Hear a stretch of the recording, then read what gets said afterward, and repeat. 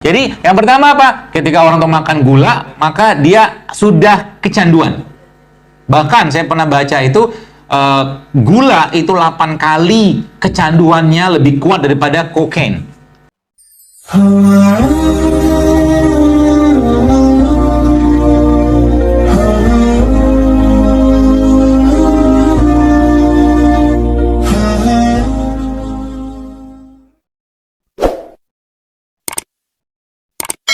Jadi yang pertama apa? Ketika orang tuh makan gula, maka dia sudah kecanduan. Bahkan saya pernah baca itu gula itu 8 kali kecanduannya lebih kuat daripada kokain. Gula pasir. Kalau nggak makan gula, nggak bisa dia. Sakau kalau kita bilang tuh. Kalau bahasa mereka tuh craving for sugar. Kemudian apa lagi yang terjadi? Gula pasir tadi ya, gula darahnya akan meningkat dan dopamin dirilis. Dopamin itu salah satu hormon yang bikin bahagia. Tapi dia disebabkan kala ini gitu loh. Kemudian apa yang selanjutnya terjadi adalah terjadi peningkatan insulin. Ya, yang menyebabkan ketika insulin naik maka dimasukkanlah si fat tadi ke dalam tempat penyimpanan yang biasa di liver. Makanya kalau bahasanya itu it's not fat that makes you fat but it's sugar. Bukan lemak yang membuat kita berlemak tapi gula. Ya, jadi kalau boleh saya minta saran, bukan minta sih, request, mulailah kurangi makan gula pasir. Apapun bentuknya. Ya. Yang terjadi apa? Ketika sudah mulai kayak begini, maka dia akan ini lagi craving. Craving itu kayak orang sakau. Sakau pengen makan yang manis, tapi karena udah keadiktif, kecanduan, maka dia mintanya gula. Ya, termasuk nih tepung tadi ya. Nih perlu seperti ini. Enak-enak kan? Enak. Saya tidak melarang loh, silakan aja makan. Tapi kalau Anda yang baca tulisan saya tentang nutri epigenomik yang berkaitan dengan ini kayak semua, Anda mungkin akan mikir banyak untuk makan ini. Ya, roti dan sebangsanya ya, karena roti itu udah ada tepungnya, ada gulanya, ada susunya. Betul? Satu produk yang komplit banget untuk bikin masalah autoimun sebenarnya. Gulanya sudahlah apa tuh namanya bikin craving juga, ya dia bikin kecanduannya segitulah seperti itu. Ya, sudah jelaskan tadi bahwa saya tipikalnya bukan kultus herbal. Karena apa? Herbal itu ya kalau kita bicara detox tubuh kita, dia punya keunikan waktu saya baca itu. Jadi herbal itu dia punya peran seperti double sword. Jadi pedang bermata dua.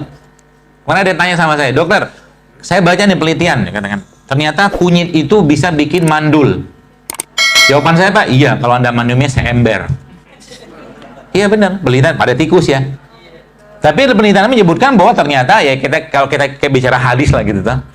Jadi ada penelitian lagi ternyata low dose-nya dia itu low dose. Jadi low dose herbs itu akan bisa berperan sangat efektif. Nah, sekarang gini. Saya memang tidak mau makan ayam broiler. Mungkin Anda juga sebagian sudah tahu bagaimana ayam broiler yang pedaging itu bisa bikin masalah sebenarnya. Dan masalahnya bukan cuma sekedar masalah sampai ke tingkat hormon coba. Terduplikasi kalau kita bicara pada tingkat ekosistem. Manusia itu semakin tinggi pemangsa terbesar, maka duplikasi racunnya semakin banyak. Makanya jangan pernah makan ikan yang gede. Karena ikan gede, kondisi racunnya jauh lebih besar daripada ikan yang kecil. Paham ya? Hati-hati. Nah, apalagi beberapa pelayanan Jakarta sudah approve lah, sudah diakuin bahwa memang penuh dengan logam berat. Ya, makanya apa? Makan aja semua. Tapi dalam low dose. Dosis yang rendah. Hari ini minum kunyit, dikit aja, nggak usah banyak-banyak. Besok minum kencur, besok minum jahe, besok minum gitu aja terus. Karena apa? Karena kasih sayang Allah ada di sini. Kenapa saya katakan itu? Manusia dari tanah. Beliau ini dia menyerap unsur semua ada di tanah. Bahkan kalau boleh saya katakan, salah satu the king of produknya Allah yang saya sebutkan itu adalah kunyit. Ini nih, belah kanan, bawah. Kunyit itu kalau baca penelitiannya saya kagumnya luar biasa. Ya, baik terutama yang low dose ya, dosis kecil. Ya, dosis kecil itu efeknya itu banyak banget. Mulai dari mengaktifkan gen sirtuin, gen awet muda, kemudian sebagai anti-inflamatori, ya, anti peradangan, dia anti nyeri juga, macam-macam fungsi kunyit. Makanya negeri-negeri yang biasanya mengkonsumsi kunyit, mereka dapat benefit yang besar sekali. Contoh apa? Okinawa. Okinawa tuh termasuk penduduk yang usia harapan hidupnya paling tinggi di dunia. Rata-rata 90 tahun ke atas karena mereka tinggi sekali konsumsi kunyitnya di sana. Okinawa. Satu lagi apa? Satu lagi negara yang pertumbuhan penduduknya itu tinggi banget. Namanya India. India itu suka makan apa? Suka makan masala. Gak pakai H. Masala itu apa? Bumbu. Salah satunya apa? Kunyit. Semua produk yang ada di India pasti dikasih bumbu. Gorengan aja pakai bumbu coba. Bahkan soft drink aja dikasih bumbu sama dia. Ya. Jadi beginilah, ini saya katakan tadi. Jadi sebenarnya segala kebutuhan nutrisi kita itu ada di sini. Selain, nanti saya cerita satu lagi, ada lagi. Fungsinya apa? Dia bukan fungsi cuma sekedar fungsi batuk, bukan, dia menyeimbangkan kondisi dia, mendetoks segala macam. Catatannya apa? Jangan banyak makan. Jadi tubuhnya terus-menerus berada dalam kondisi detox. Ya, seperti itu. Dan bagaimana Nabi mengajarkan kepada kita semua? Ini proses namanya difusi osmosis. Difusi itu perpindahan larutan dari larutan yang lebih pekat ke larutan yang lebih cair gitu loh. Bagus nggak prosesnya? Bagus. Makanya kalau Anda pernah baca tulisan saya, kalau makan buah itu makanlah sama kulitnya, sama bijinya, sama semuanya. Emang bisa? Bisa. Caranya gimana? Caranya cemplungin buah itu dalam air, maka akan terjadi proses difusi dan osmosis itu, dan semua bahan yang ada pada buah tadi akan larut dalam air tadi. Dan itu diajarkan Nabi, ya, dengan satu konsep namanya nabis, air rendaman kurma itu. Makanya Anda minum nabis itu kan makan biji kurma juga kan? Karena kurma cemplungin situ. Dengan konsep seperti itu, maka seluruh kebutuhan nutrisi atau seluruh bahan nutrisi yang ada pada buah dan sayur tadi itu akan terserap semua dalam airnya. Dan itulah konsep yang, salah satu konsep terbaik itu konsep fermentasi. Konsep fermentasi. Kenapa jadi fermentasi? Karena buah ketemu air, atau gula ketemu air, pasti fermentasi. Dan fermentasi is the king of probiotic. Fermentasi. Probiotik itu kuncinya adalah pada fermentasi. Ya, salah satunya ya.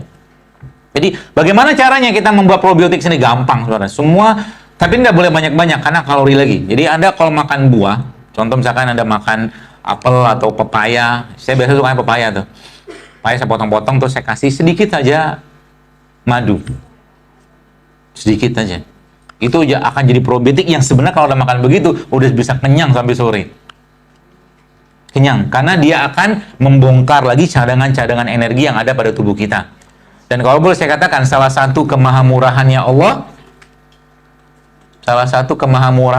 adalah gini. Contoh gini Pak Gus Helem, saya suruh Anda, sebelah ada manusia sakit. Sakitnya itu perlu makan 10 jenis daun dari 10 jenis pohon setiap hari. Sulit nggak? Sulit. Sulit kan? Pasti sulit lah. Gak usah khawatir. Allah sudah punya teknologinya. Teknologi Allah, dia benamkan dalam satu makhluk ciptaannya namanya lebah. Sehingga lebah itu fungsinya ngapain? Dia ambil, diwahyukan sama dia, dia ambil saripati, bla bla bla tadi, dimakanlah oleh manusia. Dan memang lebah itu didesain untuk menciptakan atau membuat madu untuk manusia. Maka di dalam madu itulah terdapat kasih sayangnya Allah.